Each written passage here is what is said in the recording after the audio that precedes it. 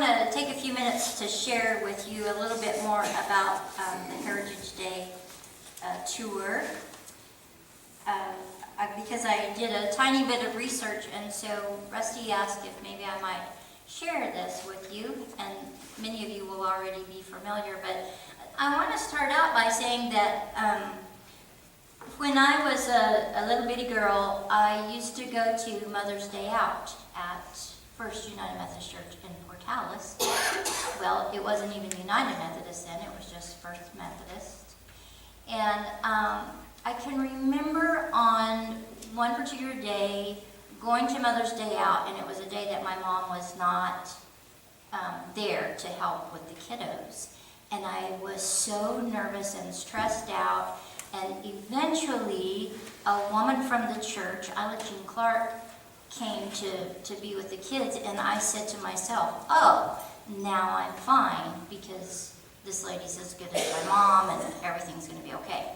Well, yesterday, when I was waiting for the people to arrive for the Heritage Tour, I was very stressed out. I don't know why that tour stressed me out so much, but it did. And I was feeling a little bit frantic, wasn't sure if anybody was going to be here, and in just a minute, here came Tom and Lorraine, and I said, okay, I'll be okay. The wine dates are here.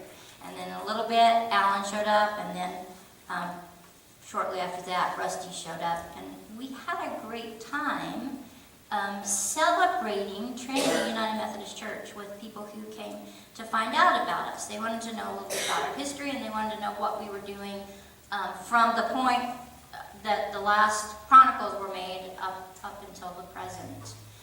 So let me tell you a little bit about Trinity United Methodist Church. It was chartered in 1941 to be the second Methodist church in Clovis. So First Church was already there, but this would be the second Methodist church in 1941. And the congregation at that time purchased a building, a church building, from the Portier, or the Black Tower community. Some of you will know where that is. And they moved that building from its existing site to 9th and Davis.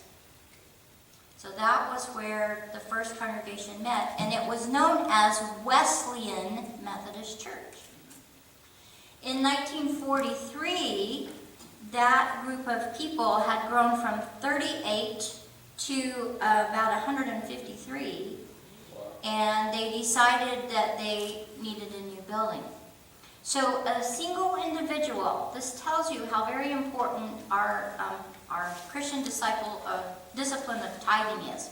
One individual purchased the old First Baptist Church building, and the congregation worked together to raise that building, to get all apart, and they used the materials from that building to build a new church at 9th and Reed. They began that building in January of 1943. They had to borrow $12,000 to complete it, and they completed the sanctuary in November of that same year. So from January to November, they had built the sanctuary. And at that time, they changed the name to Trinity Methodist Church. And then they paid off that loan by March of 1956. They were all about staying out of debt and continuing their work in the name of Christ. And then they took out another loan so that they could build an education wing.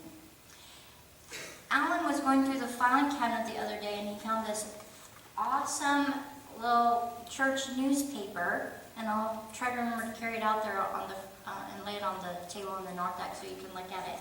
But in this paper, there's a little article about the trustees purchasing 3.46 acres of land on 21st Street. That was in 1969, and in 1971, they began to build this current building. And they finished it record time. They started in they started in the summer of 71, and they had already completed the construction by December of 71. And then in 1975, they borrowed money to add on that 1,600 square foot of education wing.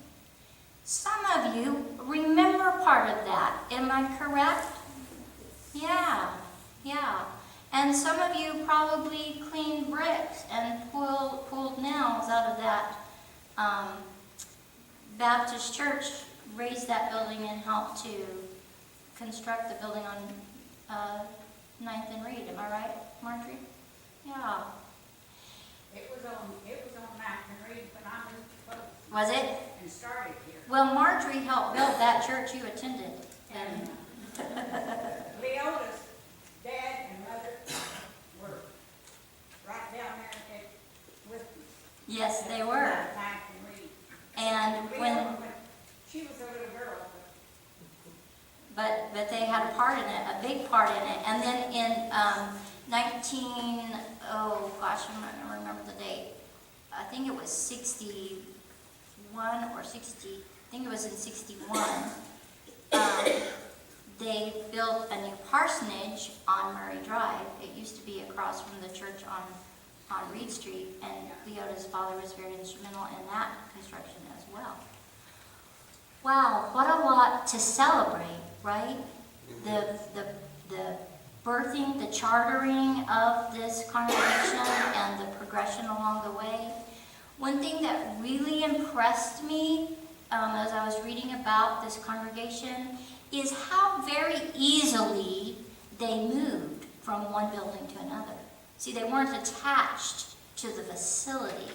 They recognized that the church was the people who were building the facility and moving from one place to another. And that is who we are today. Although this is a lovely facility and we celebrate our history, we know that we are the body of Christ that meets in this beautiful facility. We are Trinity, now United Methodist Church. And indeed, that is a great thing to celebrate. And I hope that in that spirit, you will enter into worship today as we join together in song.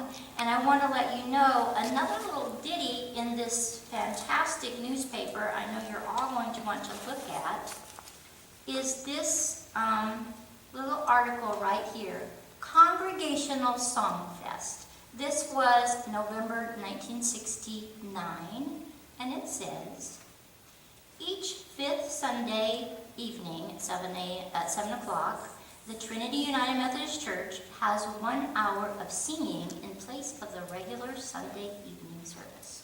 So, we are keeping up with what our predecessors have done. Although we don't meet in the evening, this morning we are celebrating still that fifth Sunday sing. And I hope you will participate with the love of God in your heart. And now let us prepare our hearts for worship as we join